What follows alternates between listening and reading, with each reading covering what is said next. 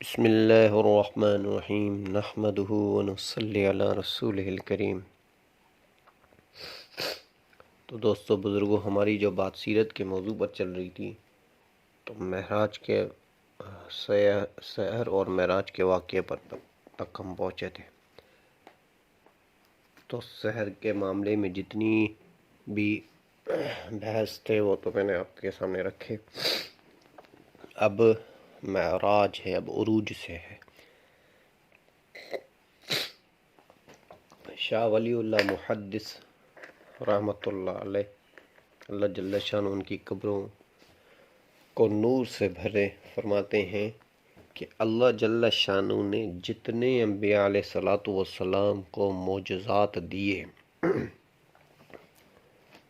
حضرت آدم علیہ الصلوۃ والسلام سے لے کے نبی پاک صلی اللہ علیہ وسلم تک، قیامت تک اللہ جل شان اس کی مثالیں قائم کریں گے۔ قیامت تک اللہ جل شان اس جیسی مثالیں قائم کر کے لوگوں کو دکھائیں گے، تاکہ قیامت کے دن کوئی ایسا نہ بول سکے کہ یہ کیسے ہو سکتا ہے یا وہ کیسے ہو سکتا ہے۔ اسی کے لیے آپ علیہ الصلوۃ والسلام جب آئے،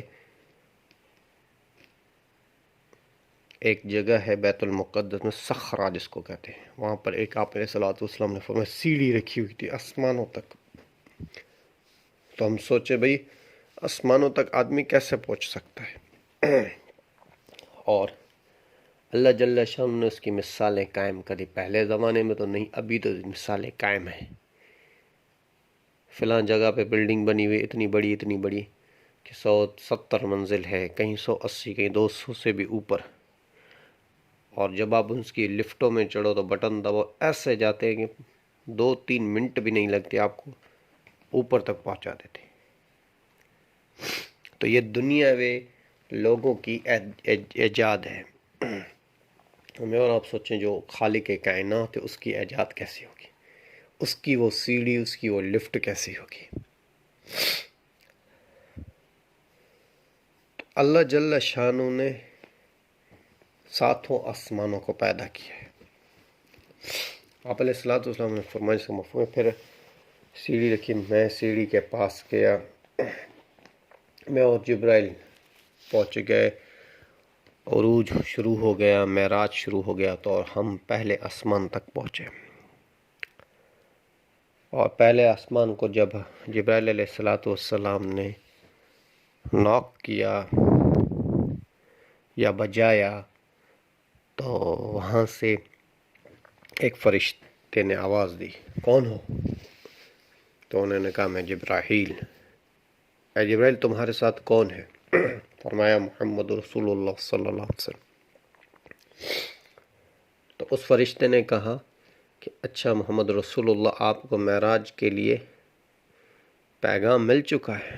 آپ نے فرمایا ہاں پیغام مل چکا ہے۔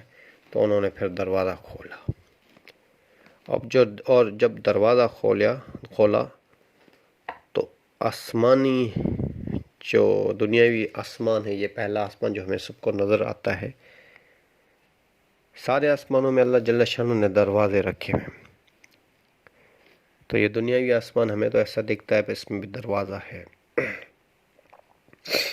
جیسے لوگ کہتے ہیں بھائی اتنی مشکل سے کیسے، بھائی آج لوگ چاند پہ جا رہے ہیں، آپ اس پر تو آپ کچھ نہیں کہتے، اور انبیاء علیہ الصلوۃ والسلام کو خود اللہ بنانے والا جب معراج کرتا، آپ اس پہ اعتراض کرتے ہو؟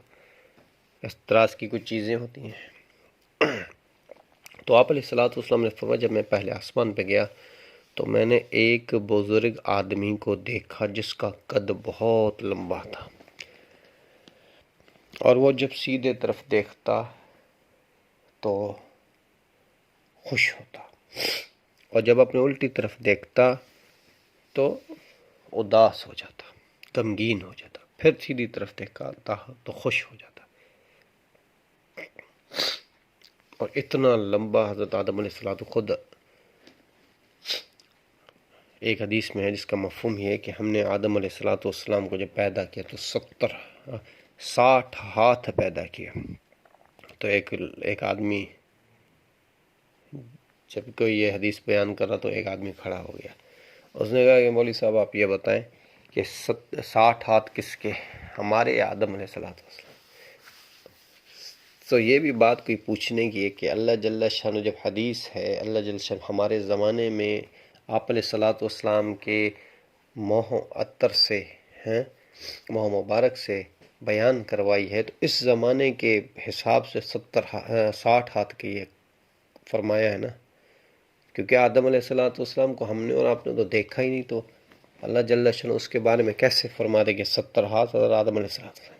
تو میرے بھائیو دوستو بزرگو، عقل کی باتیں ہیں، فرمایا اتنے لمبے تھے۔ تو جبرائیل علیہ السلام نے آپ علیہ السلام نے پوچھا جبرائیل یہ کون ہے؟ تو انہوں نے کہا یہ آپ سب کا باپ ہے، دادا ہے، آدم علیہ السلام۔ فرمایا سیدھی طرف دیکھتے ہیں تو پھر خوش کیوں ہوتے ہیں؟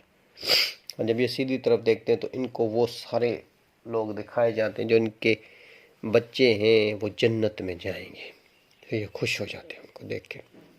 جب الٹی طرف دیکھتے ہیں تو ان کو وہ سارے بچے دکھائے جاتے ہیں جو جہنم میں جائیں گے۔ آخر باپ تو باپ ہی، اسی لیے غم زدہ ہو جاتے ہیں۔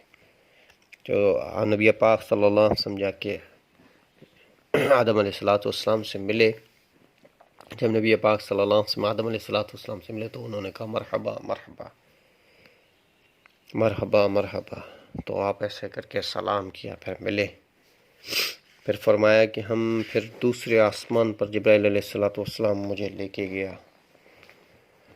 پھر دروازہ، پھر ایسے ہی، پھر جب دوسرے آسمان پہ ہم پہنچے تو عیسیٰ علیہ السلام اور یحییٰ علیہ السلام سے ملاقات ہوئی، آپ علیہ السلام نے فرمایا۔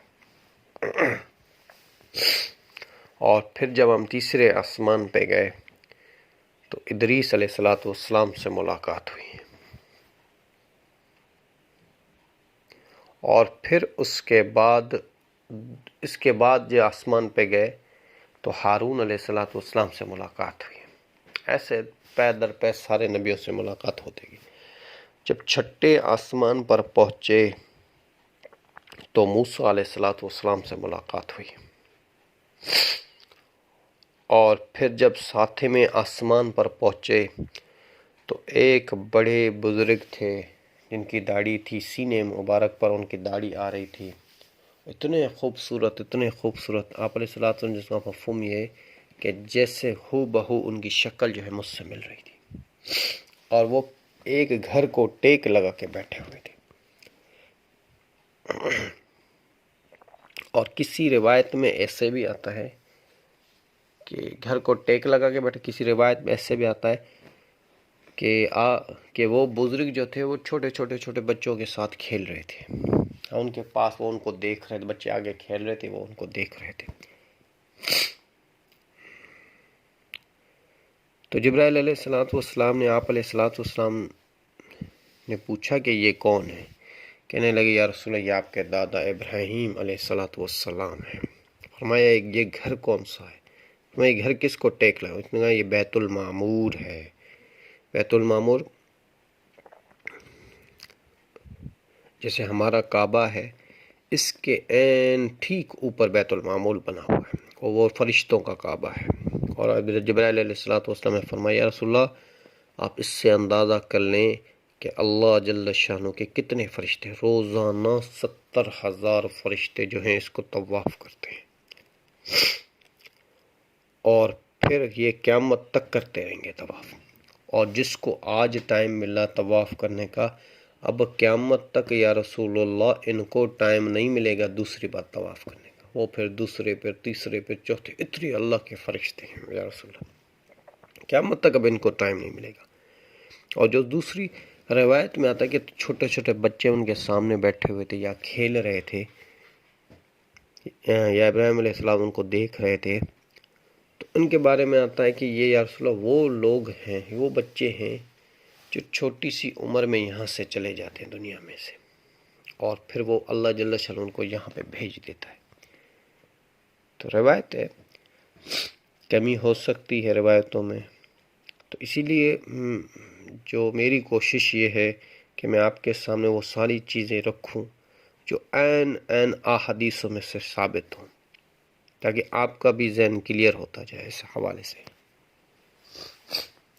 پھر آپ علیہ الصلوۃ والسلام نے فرمایا کہ مجھے اس سے اوپر لے کے گئے سدرۃ المنتہا جس کو کہتے ہیں، اور اس کے بارے میں بڑی تفسیر ہے کہ جو چیزیں دنیا سے جاتی ہیں وہ سدرۃ المنتہا تک رک جاتی ہیں، ٹھیک ہے، اور جو اوپر سے فیصلے آتے ہیں وہ سدرۃ المنتہا تک رک جاتے ہیں، یہاں سے پھر نیچے چلے جاتے ہیں۔ تو اس کی تفسیر انشاءاللہ آگے بیان ہوگی۔ وما علینا الا البلاغ۔